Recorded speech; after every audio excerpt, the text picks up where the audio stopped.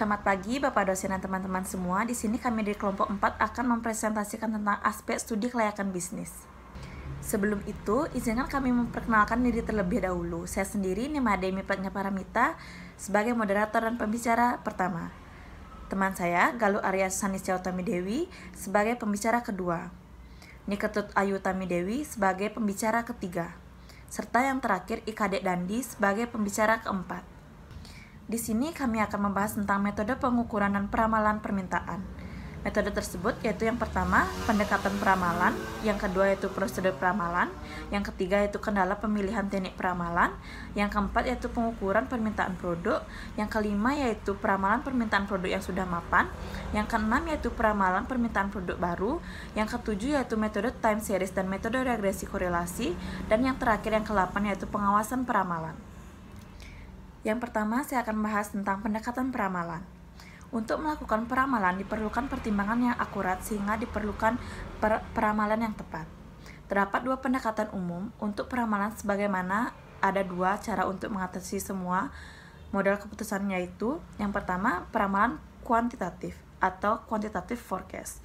Peramalan yang menggunakan berbagai model matematis yang menggunakan data historis dan variabel kausal untuk meramalkan penjualan.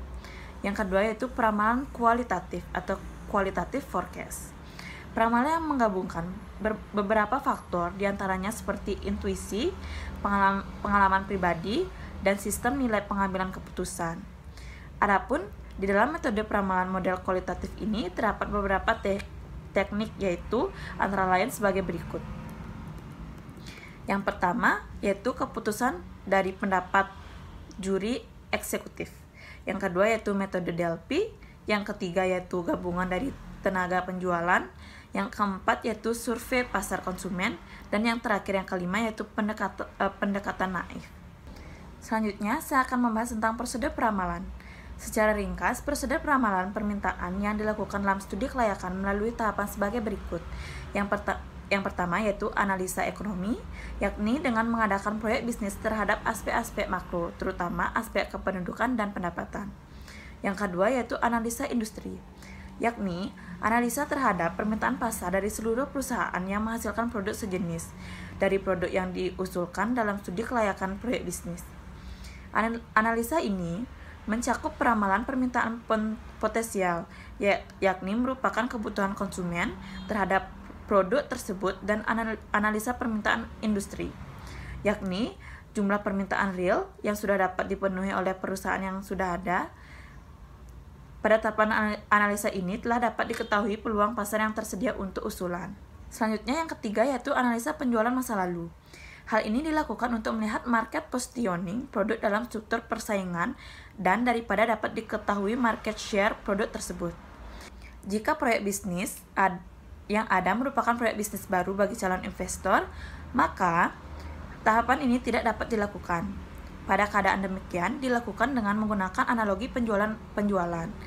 Perusahaan lain yang telah memproduksi produk sejenis atau dengan mengambil analogi penjualan perusahaan lain yang telah memproduksi sejenis dengan mengambil analogi dengan produk yang mendekati kesamaan atau dapat pula dengan produk pengganti. Yang keempat yaitu analisa peramalan permintaan. Baik untuk industri maupun untuk proyek bisnis yang diusulkan, pada tahapan ini terlebih dahulu perlu dilakukan identifikasi terhadap kemungkinan variabel ekstrim untuk industri dan perubahan variabel intern perusahaan, khususnya yang berkaitan dengan perencanaan program pemasaran di masa yang akan datang. Dan yang terakhir, yang kelima yaitu pengawasan hasil peramalan, yakni usaha melakukan minimalisasi kesalahan hasil peramalan dari berbagai teknik peramalan yang digunakan dan daripadanya dapat ditentukan hasil peramalan yang memadai. Sekian presentasi dari saya. Selanjutnya akan dilanjutkan oleh pembicara kedua. Pembicara kedua dipersilakan. Kenalkan, saya Galuh, absen 11 sebagai pemateri kedua akan memaparkan materi mengenai kendala pemilihan teknik peramalan. Yang pertama yaitu waktu yang hendak diinput, yakni rentangan waktu masa datang dari jangkauan peramalan. Pada umumnya, peramalan kualitatif lebih memiliki jangka waktu panjang dibandingkan dengan peramalan kuantitatif. Dalam pembahasan ini, tentu saja jangka waktu yang digunakan itu jangka waktu panjang paling tidak sesuai dengan usia proyek bisnis. Yang kedua yaitu tingkah laku data, meliputi jumlah, ketetapan, dan tingkah laku data masa lalu sesuai yang tersedia. Apakah tingkah laku data menunjukkan hubungan persamaan logaritma, linear, atau yang lainnya akan mempengaruhi teknik peramalan yang digunakan. Yang ketiga yaitu tipe model, yakni apakah model yang digunakan merupakan model time series kausalitas ataukah model lain yang lebih kompleks dan canggih akan mempengaruhi teknik peramalan. Yang keempat yaitu biaya yang tersedia untuk maksud peramalan ini dan lebih luas biaya yang tersedia untuk penyusunan studi kelayakan proyek bisnis. Yang kelima yaitu tingkat ketepatan yang diinginkan. Hal ini berkaitan dengan kebutuhan manajemen dalam tingkat kecermatan ketelitian peramalan yang diinginkan. Semakin tinggi tingkat ketelitian yang diharapkan, mungkin akan memerlukan penggunaan teknik peramalan yang lebih kompleks, demikian biaya yang perlu disediakan. Yang terakhir itu kemudahan penerapan. Dalam hal ini berkaitan dengan kemampuan manajemen, data, dan biaya yang tersedia. Dari keenam kendala pemilihan teknik peramalan tersebut, dalam kenyataannya, sering dijumpai kendala biaya dan data yang tersedia merupakan kendala penentu dalam pemilihan teknik peramalan. Materi selanjutnya yaitu pengukuran permintaan produk. Ada beberapa metode dalam mengukur permintaan produk, yaitu ada 1.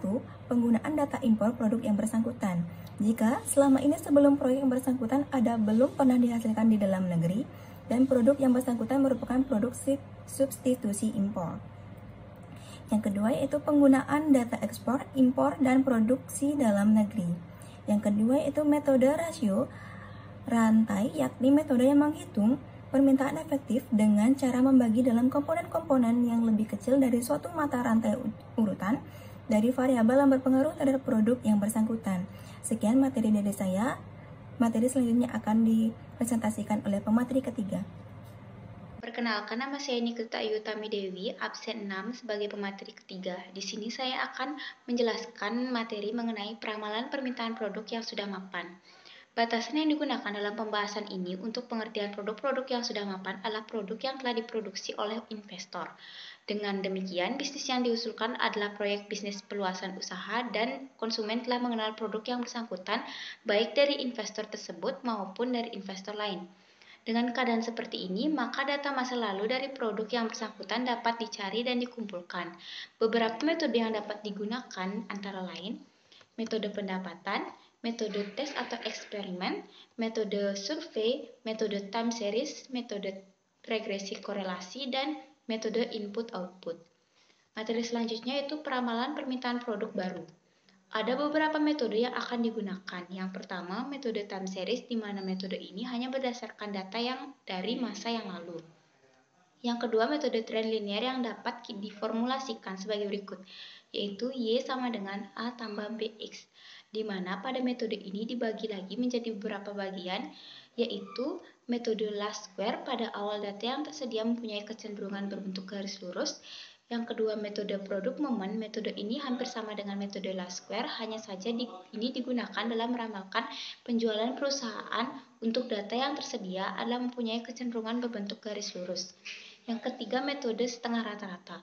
Metode yang tergolong metode trend linear, di mana data yang tersedia tetap berbentuk linear jika kita gambar dalam bentuk grafik. Yang keempat, metode kuadratik, metode trend non-linear, dan jika kita gambarkan berbentuk garis melengkung. Dan yang terakhir, metode eksponensial sederhana, yaitu metode ini digunakan jika data historis digambar menjadi kurva kecenderungan berbentuk naik atau turun, akan tetapi kenaikan atau penurunan tidak terlalu tajam. Sekian materi dari saya. Untuk materi selanjutnya akan dilanjutkan oleh pemateri keempat. Perkenalkan, nama saya Kadek Dandi, absen 33. Di sini saya akan melanjutkan materi mengenai metode time series dan metode regresi korelasi. Metode time series. Banyak bisnis meramal permintaannya dengan berdasarkan pada data historis. Di dalam data historis, runtut waktu, misalnya data penjualan masa lalu, yang terdapat 4 komponen, yaitu tren, variasi siklis, variasi musim, dan variasi tak beraturan. Keempat komponen tersebut dapat dipisahkan dan dapat diproyeksikan untuk menemukan permintaan di masa yang akan datang. Komponen yang pertama adalah tren. Merupakan suatu kecenderungan prestasi masa lalu baik kecenderungan meningkat ataupun menurun yang menunjukkan aktivitas ekonomi dalam dinamika perusahaan. Yang kedua adalah variasi siklis. Komponen tersebut menunjukkan gerakan perubahan penjualan. Penjualan dipengaruhi oleh kegiatan ekonomi secara luas yang cenderung bersifat periodik. Komponen ketiga adalah variasi musim, yakni suatu pola perubahan tertentu yang bersifat periodik dalam satu tahun. Satuan waktu yang dipakai bisa harian, mingguan, bulanan, ataupun triwulan. Komponen tersebut sangat erat hubungannya dengan faktor iklim, hari libur, dan kebiasaan dagang. Komponen keempat adalah komponen variasi tak beraturan.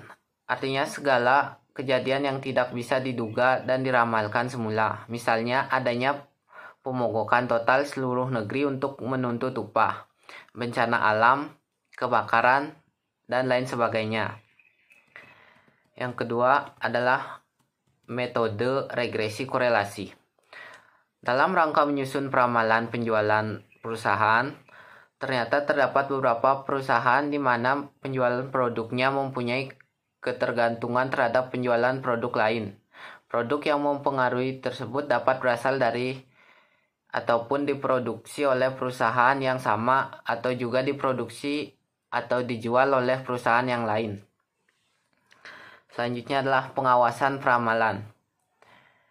Tidak selamanya teknik peramalan yang digunakan selalu tepat, karena teknik peramalan yang digunakan belum tentu sesuai dengan sifat datanya atau disebabkan oleh kondisi di luar bisnis, yang mengharuskan bisnis perlu menyesuaikan diri. Oleh karena itu, perlu diadakan pengawasan peramalan, sehingga dapat diketahui sudah sesuai atau tidaknya teknik peramalan yang digunakan dengan secepatnya. Kemudian, memilih dan menentukan teknik peramalan yang lebih sesuai atau melakukan perubahan batas toleransi sehingga dapat menampung penyimpangan yang terjadi. Pada prinsipnya, pengawasan peramalan dilakukan dengan membandingkan hasil peramalan dengan kenyataan yang terjadi. Penggunaan teknik peramalan yang menghasilkan penyimpangan terkecil adalah teknik peramalan yang paling sesuai. Jadi semakin kecil nilai penyimpangan yang terjadi, semakin tepat teknik peramalan tersebut digunakan. Sekian presentasi dari saya. Waktu dan tempat saya kembalikan moderator. Kesimpulan dari materi ini yaitu pendekatan peramalan. Terdapat dua pendekatan umum untuk peramalan, sebagaimana ada dua cara untuk mengatasi semua model keputusan, yaitu pendekatan kualitatif dan pendekatan kuantitatif. Yang kedua yaitu prosedur peramalan yang dilakukan dalam studi kelayakan melalui tahapan yaitu analisa ekonomi, analisa industri, analisa penjualan masa lalu, analisa peramalan permintaan, dan pengawasan hasil peramalan. Dan kendala pemilihan. Teknik peramalan, kendala-kendala yang dihadapi yaitu waktu yang hendak diinput, tingkah laku, data tipe, model biaya yang tersedia, tingkat ketepatan yang diinginkan, dan kemudahan penerapan. Dan yang keempat, pengukuran permintaan produk. Ada beberapa metode dalam pengukuran permintaan produk, yaitu penggunaan data impor produk yang bersangkutan, penggunaan data ekspor, impor, dan produksi dalam negeri, dan metode rasio rantai. Yang kelima yaitu peramalan produk yang sudah mapan, yaitu produk yang telah diproduksi oleh investor. Dengan demikian, bisnis yang diusulkan adalah proyek bisnis perluasan usaha dan konsumen telah mengenal produk yang bersangkutan, baik dari investor tersebut maupun dari investor lain. Yang keenam yaitu peramalan permintaan produk baru. Metode yang digunakan yaitu metode time series dan metode trend linear. Yang ketujuh, metode time series dan metode regresi korelasi. Dan yang terakhir, pengawasan peramalan dilakukan dengan membandingkan hasil peramalan dengan kenyataan yang terjadi. Penggunaan teknik peramalan yang menghasilkan penyimpangan terkecil adalah teknik peramalan yang paling sesuai. Sekian presentasi dari kelompok 4. Jika ada salah kata atau perbuatan, mohon dimaafkan. Terima kasih.